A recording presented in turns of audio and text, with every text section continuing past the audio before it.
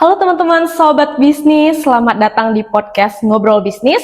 Di episode kali ini kita akan ngobrol santai tentang dunia bisnis, perjalanan bisnis mulai dari cerita awal hingga pelajaran-pelajaran apa sih yang membentuk menjadi seorang pebisnis yang sukses dan juga pebisnis yang bijak. Seringkali kita hanya melihat hasil akhir dari seorang pebisnis tanpa mengetahui perjalanan apa aja sih yang sudah dialami dan sudah dilalui. Bersama saya hari ini Sherena Aisyah Maraini dan bersama Prof. Indra. Selamat datang Prof. Bagaimana kabarnya hari ini Prof? Terima kasih, Alhamdulillah. Jumat Mubarak. Jumat berkah.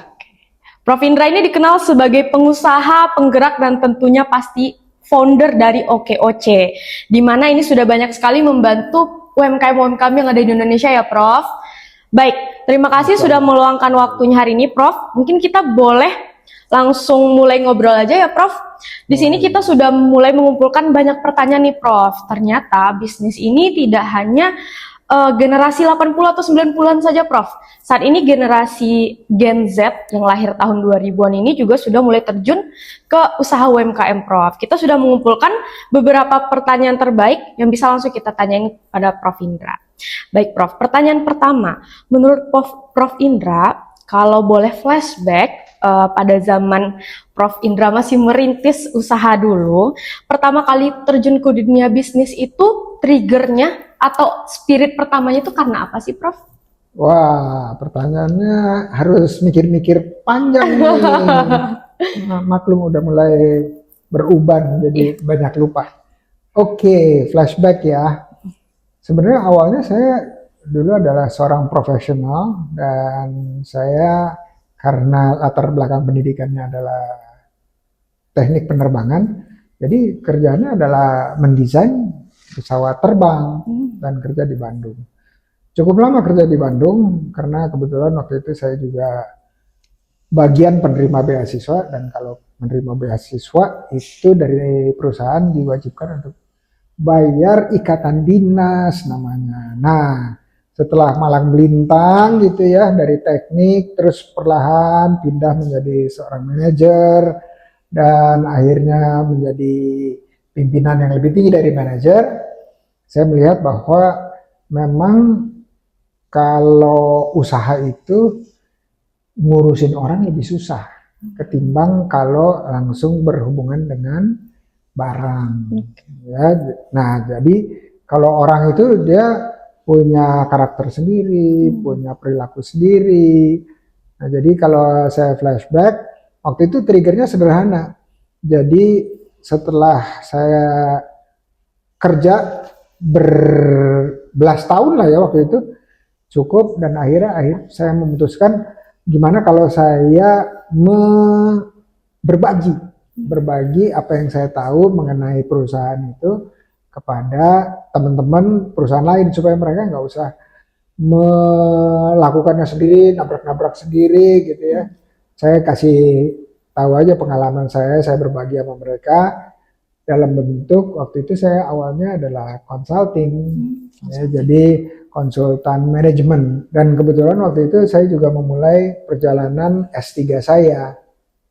Nah, berbarengan dengan itu saya juga memulai sebuah perusahaan konsultan, dan triggernya sih sederhana aja, bahwa kerja itu kita udah dapat banyak dan kita ingin berbagi ilmu dan pengalaman kepada teman-teman lain yang perusahaannya belum sampai sebesar yang waktu itu saya pernah kerja di dalamnya. Itu sih triggernya. Keren sekali ya dok. Prof. Baik Prof, tadi kan Prof sempat bercerita nih Prof, kalau padahal awalnya itu Prof adalah seorang konsultan manajemen. Untuk dari title konsultan manajemen itu menjadi seorang pebisnis yang sangat sukses seperti saat ini Prof, itu untuk pertama kali Prof memulai perubahan title tadi itu apakah ada tantangan terbesar Prof? Oke, nah kalau konsultan manajemen itu bisa individu, bisa juga perusahaan. Nah, saya memilih yang kedua. Jadi saya membentuk sebuah usaha, dan usaha itu adalah cikal bakal di mana saya menjalankan usaha sendiri. Dan tantangan terbesarnya, Kalau baru mulai itu cari klien. Ya, cari klien itu paling susah di awal. Kenapa? Karena kita networknya masih segitu-segitu aja. Nah, jadi caranya adalah kita banyak bergaul di asosiasi, di kelompok-kelompok usaha lainnya, di komunitas, dari kenalan dulu di kuliah, teman dari teman gitu ya. Jadi saling bantu lah, karena kita ketahui bahwa kalau memulai sesuatu itu pasti dari network yang lebih terbatas, terus kita harus membuka network itu menjadi makin lama makin luas, dan supaya ada klien atau order atau project terus kan. Nah, itu sebenarnya tantangan yang terbesar sih kalau kita baru mulai. Jadi bukan, karena saya tidak bikin kayak makanan kayak gini ya. Kalau makanan ini kan bikin jadi jual gitu ya, dan nggak bisa terlalu lama. Iya, benar. Ya, kalau konsultan manajemen, khususnya strategic management itu kan nggak harus cepet-cepet jualnya, jadi dia nggak ada yang basi gitu. Nah, karena kita jualan konsultansi namanya. Ya, jadi itu sih tantangan terbesarnya. Berarti mempunyai relasi itu sebuah kebutuhan dan keharusan ya, Prof. Itu menjadi tantangan yang cukup besar ya, Prof. Di awal memang saya pikir ya, kalau kita nggak punya banyak koneksi, banyak teman, tidak berinteraksi, tidak berkomunikasi, ya dia lagi gitu pilihannya. Ya, jadi perlu banget, dan ke belakang saya baru ngerti, oh maka itu kenapa di Islam itu harus silaturahmi, karena silaturahmi ternyata memperluas rezeki. Masya Allah. Benar sekali, Prof. Baik, Prof. Ada pertanyaan lagi nih, Prof. Dari cerita perjalanan Prof selama ini, tadi yang mencari klien, lalu itu merupakan tantangan terbesar dan juga keharusan, bahkan di Islam sendiri tuh sudah di-mention juga ya, Prof, ya, silaturahmi terus terjaga. Tadi Prof juga sempat menyinggung soal strategic management. Berarti dari selama perjalanan Prof ini, itu apakah Prof punya momen yang paling berkesan dalam perjalanan bisnis ini yang Prof, kalau bisa Prof ceritakan deh ke generasi dan ke generasi, biar mereka semua tahu bahwa ini pelajaran penting buat seorang calon pebisnis atau pebisnis yang sudah jalan. Oke, nah kalau ditanya yang paling berkesan, sebenarnya setiap klien atau customer itu unik gitu ya. Jadi kita harus menyesuaikan. Ibaratnya kalau bikin baju itu harus di tailor made. Tailor made artinya harus dipas untuk klien atau customer tersebut. Nah, jadi kalau ditanya mana yang paling berkesan, setiap klien itu punya kesan berbeda-beda.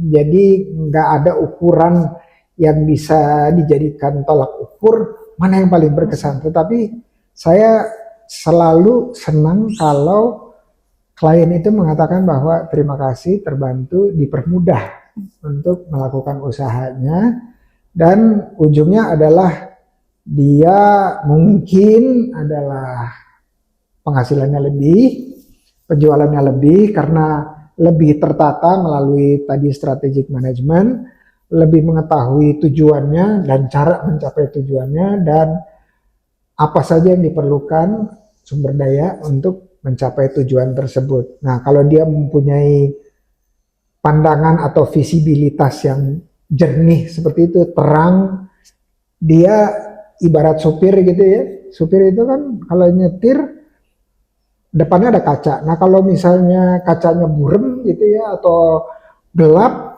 itu susah buat dia nyetir.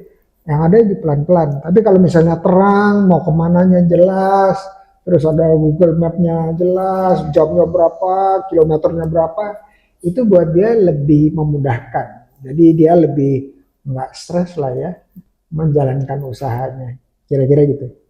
Baik, Prof.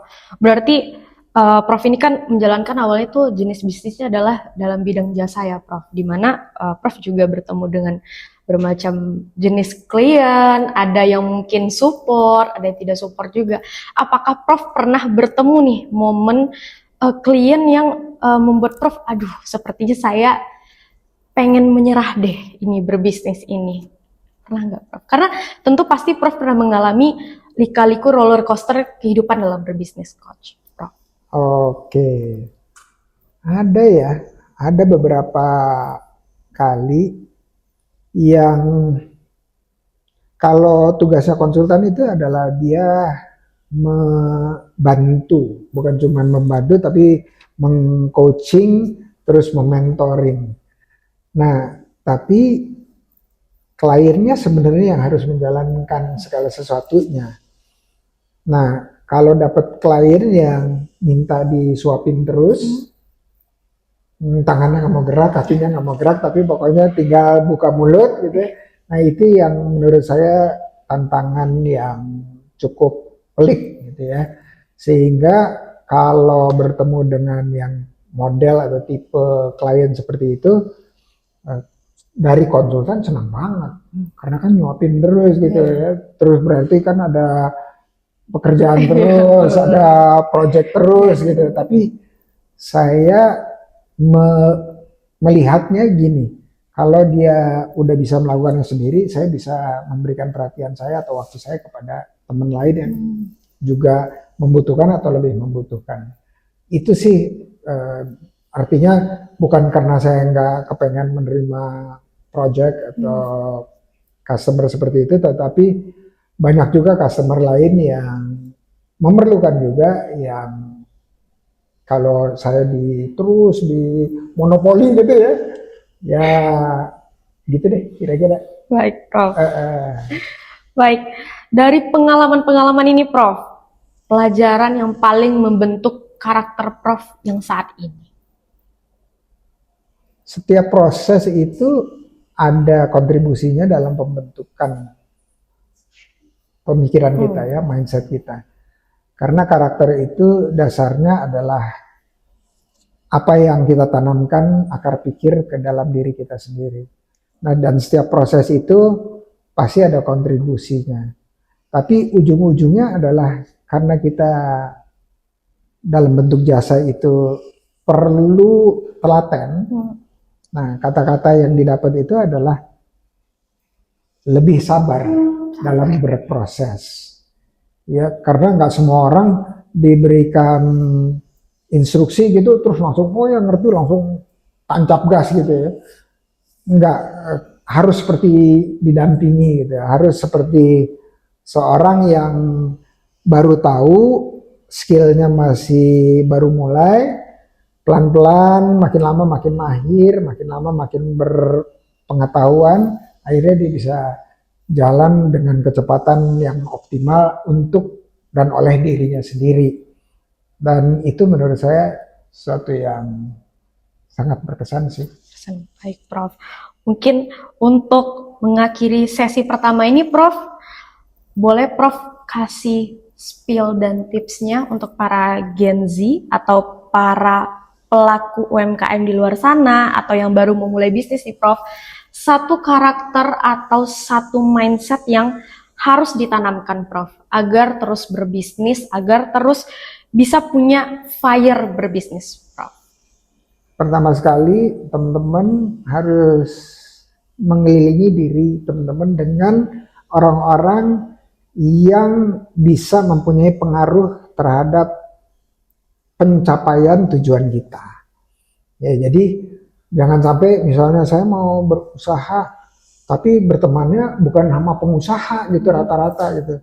Itu akan lebih berat dalam membentuk. Tapi misalnya saya mau jadi pengusaha yang sukses, berarti kita kelilingi diri kita sendiri dengan teman-teman yang sukses. Nah, apa sih definisi sukses? Sukses itu adalah bila mereka sudah mencapai tujuan. Bukan masalah berapa rupiah ada di rekening, bukan. Jadi kalau dia bilang, enggak, saya hanya ingin menjadi dampak baik kepada lingkungan saya dan itu sudah terpenuhi, itu artinya udah sukses.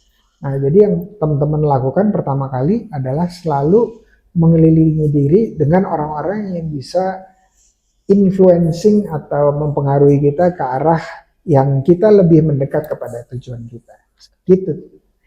Berarti lingkungan kita tuh mencerminkan karakter kita ya, Prof. Dia bahkan kalau di dalam Islam itu mengatakan agamamu adalah seperti teman. Nah, artinya gini, kita berteman dengan siapa, ya agamanya itu. Benar. Ya kalau kita berteman dengan orang yang kurang ya ilmunya dalam beragama, ya agama kita ya kurang juga. Gitu. Kira-kira gitu. Baik, terima kasih Prof. Menarik sekali ya ceritanya dari Profesor Indra Uno. Dari cerita awal ini kita juga bisa melihat bahwa bisnis ini bukan hanya soal hasil, tapi proses itu juga perlu dijadikan sebuah yang di highlight ya, Prof. Baik, sebagai dari perjalanan yang panjang. Di video di sesi berikutnya, kita akan bahas soal rasa takut memulai sebuah usaha dan bagaimana sih melihat peluang di kondisi saat ini. Baik, terima kasih.